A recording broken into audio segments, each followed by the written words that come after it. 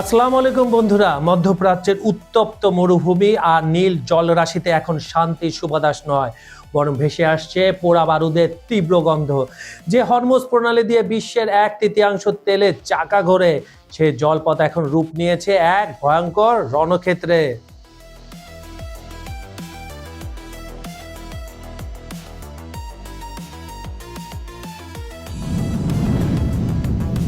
আর সেখানে এখন মুখোমুখি দাঁড়িয়ে বিশ্বের দুই মহাশক্তিধর পরাশক্তি, ডোনাল্ড ট্রাম্পের আমেরিকা আর ভ্লাদিমির পুতিনের রাশিয়া।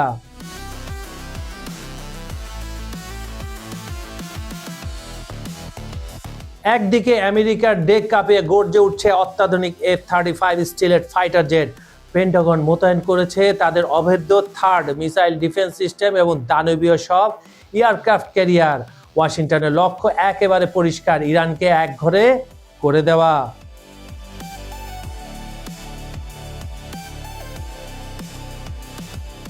কিন্তু পাশার দান কি উল্টে যাচ্ছে? ঠিক যখন মনে হচ্ছিল ইরান কোণঠাসা, তখন এই রণক্ষেত্রে নাটকীয় প্রবেশ ঘটল ভ্লাদিমির পুতিনের রাশিয়ার। হরমুজ প্রণালীতে এখন রুশ যুদ্ধ জাহাজের উপস্থিতি কোনো সাধারণ মহড়া নয়, বরং হোয়াইট হাউসের জন্য এক চরম হুঁশিয়ারি। পুতিন কি তবে মধ্যপ্রাচ্যে ট্রাম্প প্রশাসনের আধিপত্যে বাধা সৃষ্টি করছেন, নাকি এটি তৃতীয় বিশ্বযুদ্ধের এক ভয়াবহ মহড়া? আজকের খবর সংযোগের বিহাইন্ড দ্য সিনের বিশেষ এপিসোডে আমরা চুলচেরা বিশ্লেষণ করে দেখব, আমেরিকা কি এবার সত্যি সরাসরি ইরানের হামলা চালানোর সাহস দেখাবে, নাকি রাশিয়ার এই গেম চেঞ্জার এন্ট্রি পুরো যুদ্ধের মানচিত্র বদলে দেবে? কেন এই হরমুজ প্রণালীকে এখন বলা হচ্ছে একটি চলন্ত টাইম বোমা? আর যদি এই জলপথ একবার বন্ধ হয়, তবে আপনার পকেটের টাকা আর বিশ্ব অর্থনীতি কিভাবে তাসের ঘরের মতো ভেঙে পড়বে, তাই আজকে দেখাবো এই এপিসোডে। সবকিছু জানাবো আজকের এই রোমহর্ষক বিশ্লেষণে। যুদ্ধের ময়দান থেকে রাজনীতির অন্দরমহল, সবকিছুর নারী নক্ষত্র জানতে ভিডিওটি শেষ পর্যন্ত দেখুন, কারণ আজ যা ঘটছে তা হয়তো আগামীর পৃথিবীকে চিরতরে বদলে দেবে। পেন্টাগন থেকে সরাসরি নির্দেশ এসেছে, মার্কিন বিমান বাহিনী তাদের সবচেয়ে শক্তিশালী জেটগুলো মোতায়েন করেছে। কিন্তু কেন? ইসরায়েল ইরান উত্তেজনার মাঝে আমেরিকা এখন সরাসরি প্রক্সি যুদ্ধ ছেড়ে সামনাসামনি লড়াইয়ে প্রস্তুতি নিচ্ছে।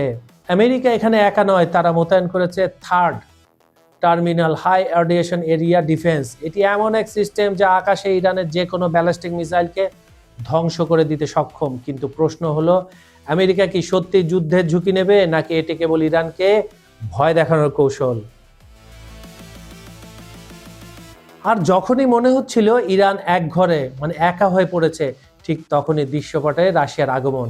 হরমুজ প্রণালীতে রুশ যুদ্ধজাহাজের উপস্থিতি কোনো সাধারণ মহড়া নয়, এটি ওয়াশিংটনের জন্য একটি কড়া বার্তা, ইরান আজ একা নয়। বিশ্লেষকরা বলছেন, ইউক্রেন যুদ্ধে ইরান রাশিয়াকে ড্রোন দিয়ে সাহায্য করার পর এবার রাশিয়া তার ঋণ শোধ করছে। রুশ যুদ্ধজাহাজ এখানে থাকা মানে হলো, আমেরিকা যদি ইরানে হামলা চালায়, তবে তা রাশিয়ার সাথে সরাসরি সংঘাতের ঝুঁকি বাড়িয়ে দেবে। পুতিন কি তবে মধ্যপ্রাচ্য আমেরিকার আধিপত্য শেষ করতে চান? সময় তা বলে দেবে। আপনাদের কি মনে হয় বন্ধুরা, কমেন্টে জানান। এবার বুঝুন কেন এই ছোট্ট একটা জলপথ নিয়ে এত মারামারি। হরমুজ প্রণালী হলো বিশ্বের তেলের লাইফ লাইন। ইরান বারবার হুমকি দিয়েছে, যদি তাদের উপর বড় কোনো হামলা হয়, তবে তারা এই প্রণালী বন্ধ করে দেবে। যদি মাত্র এক সপ্তাহের জন্য এই পথ বন্ধ হয়, তবে বিশ্ববাজারে তেলের দাম $300 ছাড়িয়ে যেতে পারে। আপনার বাইকের তেল থেকে শুরু করে রান্নার গ্যাস, সব কিছুর দাম হয়ে যাবে আকাশচুম্বী। আমেরিকা কি বিশ্ব অর্থনীতিকে এই ঝুঁকির মুখে ঠেলে দিবে? একদিকে আমেরিকার হাইটেক প্রযুক্তি, অন্যদিকে ইরানের হাজার হাজার কামিকাজে ড্রোন এবং শক্তিশালী মিসাইল ইউনিট। আর এখন যুক্ত হয়েছে রাশিয়ার গোয়েন্দা তথ্য আর নৌশক্তি। ইরানের ভূখণ্ড পাহাড় দিয়ে ঘেরা, যা একে একটি প্রাকৃতিক দুর্গে পরিণত করেছে। এখানে আকাশপথে হামলা চালানো সহজ হলেও জয়লাভ করা অসম্ভব। অন্যদিকে মার্কিন ওয়ারশিপ যদি ইরানের উপকূলে বেশি কাছে চলে আসে, তবে ইরানের স্মার্ট মাইন এবং স্পিড বোট তাদের জন্য জমদূত হয়ে দাঁড়াতে পারে। আমরা কি তবে তৃতীয় বিশ্বযুদ্ধের দ্বারপ্রান্তে? ইতিহাস বলে, হরমুজ প্রণালীতে যখনই এমন উত্তেজনা বেড়েছে, বিশ্ব অর্থনীতি থমকে গেছে।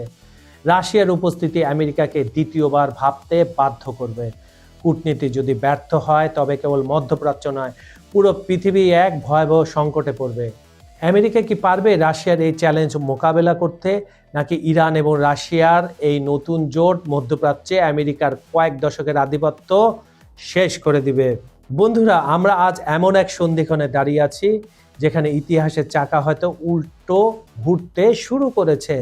যে হরমুজ প্রণালীকে একসময় বিশ্ব বাণিজ্যের ধমনী বলা হতো, আজ তা পরিণত হয়েছে এক বিশাল টাইম বোমে।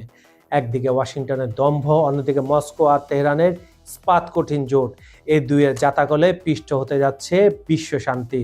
আমেরিকা ভাবছে তাদের থার্ড আর F-35 দিয়ে তারা ইরানকে হাঁটু গেড়ে বসিয়ে দেবে, কিন্তু ভ্লাদিমির পুতিন যখন দাবার বোর্ডে চাল দেন, তখন তিনি কেবল 1 হাত নয় 10 হাত পরের কথা ভাবেন। রাশিয়ার এন্ট্রি কেবল ইরানকে বাঁচানো নয়, বরং ইউক্রেন যুদ্ধের পর এটি ট্রাম্পকে বিপদে ফেলে দেওয়ার এক মাস্টার মাইন্ড। পুতিন খুব ভালো করেই জানেন, মধ্যপ্রাচ্যে যদি একবার আগুন জ্বলে ওঠে, তবে তার লেলিহান শিখা হোয়াইট হাউস পর্যন্ত পৌঁছাতে দেরি হবে না। কিন্তু সবচেয়ে বেশি ক্ষতি হবে সাধারণ মানুষের। যদি হরমুজ প্রণালী মাত্র কয়েক ঘন্টার জন্য বন্ধ হয়, তবে বিশ্ব অর্থনীতি তাসের ঘরের মতো ভেঙে পড়বে। আপনার পকেটের টাকা দিয়ে হয়তো 1 লিটার তেল কেনা অসম্ভব হয়ে যাবে, শেয়ার বাজার ধসে পড়বে, আর খাদ্য সংকটে হাহাকার শুরু হবে প্রতিটা ঘরে। এটি কেবল একটি আঞ্চলিক যুদ্ধ নয়, এটি একটি বৈশ্বিক বিপর্যয় বা থার্ড ওয়ার্ল্ড ওয়ারের ড্রেস রিহার্সাল। ইতিহাস সাক্ষী আছে, কোনো সাম্রাজ্যই চিরস্থায়ী নয়। আমেরিকা কি তার কয়েক দশকের মোড়লগিরি বাঁচাতে গিয়ে নিজেকে এক আত্মঘাতী যুদ্ধের মুখে ঠেলে দেবে, নাকি রাশিয়ার এই চেকমেট চাল ট্রাম্প প্রশাসনকে পিছু হটতে বাধ্য করবে? তেহরানের আকাশে আজ যে বারুদের গন্ধ, তা কি কালকের সকালে রক্তস্নাত কোনো নতুন পৃথিবীর সূর্যোদয় ঘটাবে? যুগ যুগ ধরে ক্ষমতার লড়াইয়ে সাধারণ মানুষের রক্ত ঝরেছে, কিন্তু এবার লড়াইটা কেবল ক্ষমতার নয়, অস্তিত্বের। হরমুজ প্রণালীর এই নীল জলরাশি কি শান্তির দূত হবে, নাকি তা বিশ্ব অর্থনীতি আর মানব সভ্যতার কবরস্থানে পরিণত হবে, তা কেবল সময় বলবে। তবে একটা কথা পরিষ্কার, মধ্যপ্রাচ্যে যা ঘটছে তার রেশ আপনার, আমার এবং আমাদের ভবিষ্যৎ প্রজন্মের জীবনকে চিরতরে বদলে দিতে যথেষ্ট। খবর সংযোগের বিহাইন্ড দ্য সিনের আজকের ভিডিও যদি ভালো লেগে থাকে, লাইক করুন, শেয়ার করুন আর চ্যানেলটা সাবস্ক্রাইব করে নোটিফিকেশন বেল টিপে রাখুন, যাতে এরকম আরও বিশ্লেষণমূলক ভিডিও মিস না হয়। বিজ্ঞাপন ও প্রমোশনের জন্য ডেসক্রিপশনে দেওয়া নাম্বারে যোগাযোগ করতে পারেন। অনুষ্ঠানটা আপনারা পৃথিবীর কোন প্রান্ত থেকে দেখছেন কমেন্টে জানান। বাংলাদেশ, ভারত, পাকিস্তান, নেপাল, মালয়েশিয়া, ইন্দোনেশিয়া, চীন, Japan, Korea, America, London, Italy, Spain, German, France, Europe, Ukraine, Brazil, Argentina, Africa, Saudi Arab, Iraq, Iran, মিশর, কুয়েত, দুবাই, যেখান থেকে দেখুন না কেন, আমরা আপনার মতামত শুনতে চাই। আজ এই পর্যন্ত। আমি কাজল হায়দার বিদায় নিচ্ছি। প্রতিশ্রুতি থাকলো কাল একই সময়ে আবার ফিরব। তখন থাকবে নতুন টপিক, গভীর বিশ্লেষণ আর আরও বড় দৃষ্টিভঙ্গি। ভালো থাকুন, নিরাপদে থাকুন। আল্লাহ হাফেজ।